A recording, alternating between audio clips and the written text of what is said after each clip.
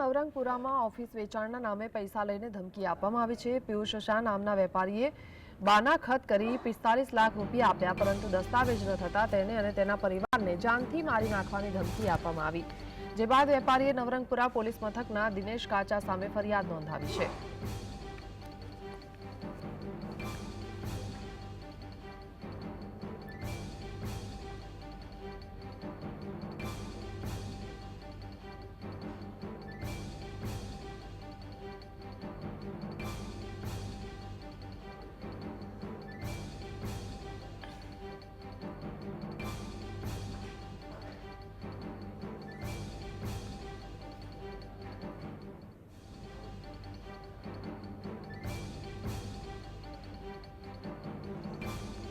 संवाददाता वीरेन्द्रसिंह भाटी जोड़ा है। जी वीरेन्द्र, शू जानकारी?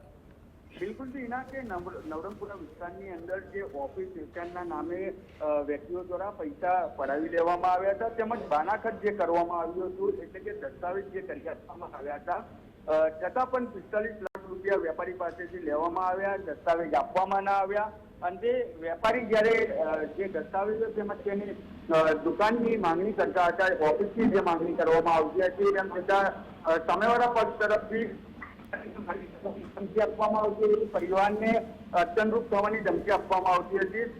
અંતે પિયુષ શાહ નામના વેપારીએ નવરંગપુરા પોલીસ સ્ટેશનની અંદર દિનેશ કાચા નામના શખ્સ વિરુદ્ધ ગુનો દાખલ કરવામાં આવ્યો છે અને નવરંગપુરા પોલીસ દ્વારા ગુનો દાખલ કરીને આરોપીઓને પકડવા માટેના ચક્રો ગતિમાન કરવામાં આવ્યા છે। જી આભાર।